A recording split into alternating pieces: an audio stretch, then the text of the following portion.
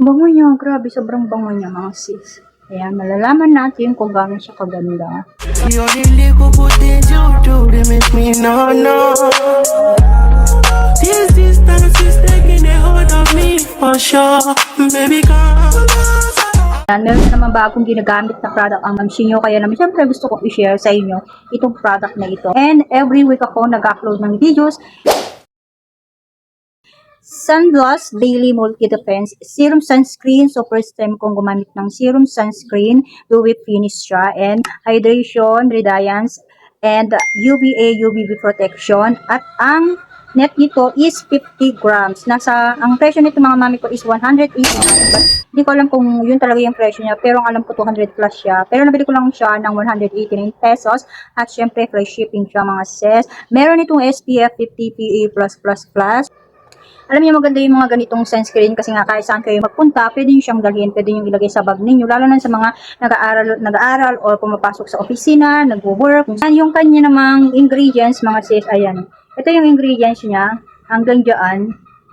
Dito niyo makikita yung mga gusto niyo malaman, storage condition, direction, tapos may nakasulat-sulat dyan. Ayan, dito niyo sa likod makikita. Actually, kasi yung kanya packaging, napakaganda ng kanyang packaging, di ba? So, try na natin mga sis. Anyways, naglagay na pala ako ng papapil. Ang bango niya, ang dami niyang laman mga sis. Hanggang dito, puno siya ng laman. So, hindi talaga kayo lugi sa presyo niya. Kasi nga, alam niyo napakadami niyang laman. Tapos, pakita ko muna sa inyo mga sis. Ganyan siya. So, try muna natin sa kamay ko. Ganyan siya. O, diba? Ang ganda ng kanyang finish. Tapos, yung amoy niya, sobrang bango niya guys. Sobrang nagustuhan ko tong amoy na to. Alam niyo kasi kanina naglagay ako dito sa akin. Dito. Kasi pag naghuhugas ako, naamoy ko pa rin yung amoy niya. Pag nababasa siya, mas lalo siyang bumabango. Every morning, maglagay kayo ng sunscreen kasi nga, napaka-importante niyan sa ating mga babae, mga nanay, mga titas, ganyan. So, damihan natin mga sis.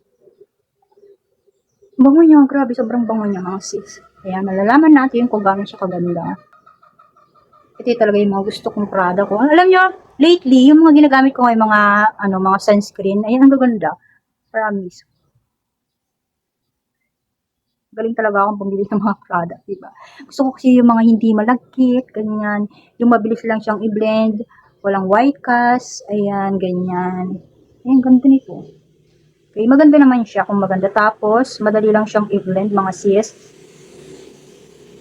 Tapos, mabilis din siyang matuyo. Parang yung tinted sunscreen na ginagamit ko. Ang bilis lang niyang i-blend, tapos ang nipis lang din niya. Pagdating sa face mo, pag na-apply mo na siya, hindi siya yung makapal na parang nakakairita yung ganun. Tapos hindi siya ma-oily. Hindi ma-oily yung product. Tapos sobrang bilis lang din niyang ma-set sa face ko. Ayan mga sis.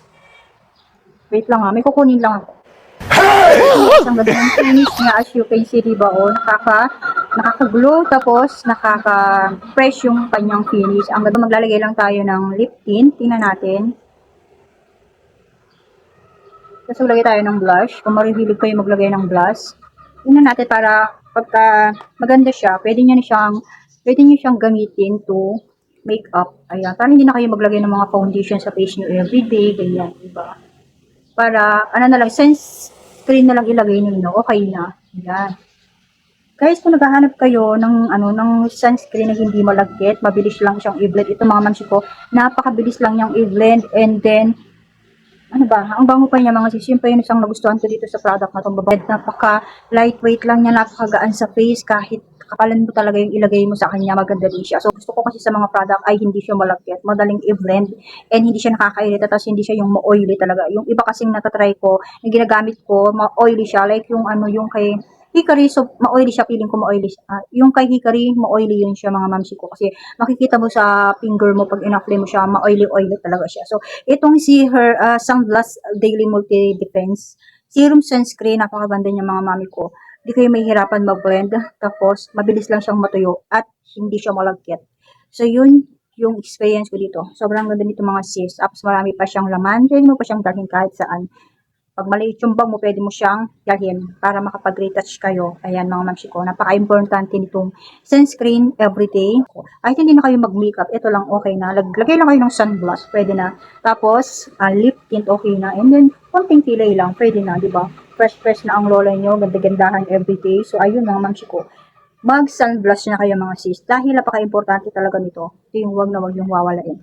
First time ko na gumamit ng serum sunscreen ng Her Skin. Guys, na-try ko na din yung pampaputi nito yung capsule. Maganda talaga siya. So, lahat ata ng mga product ni Her Skin ay maganda. So, try nyo ito mga sis. Ang ganda niya. So, thank you for watching. Don't forget to subscribe, like, and share. Sana nagustuhan nyo naman itong bago nating videos. Thank you guys. Thank you mga mamshi. Guys, after ng 2 hours, ito na yung aking face. Sobrang oily na naman niya. Play ko mo, oily din siya. Oily lahat talaga as in guys. Yung face ko talaga sobrang oily. Lahat yan oily.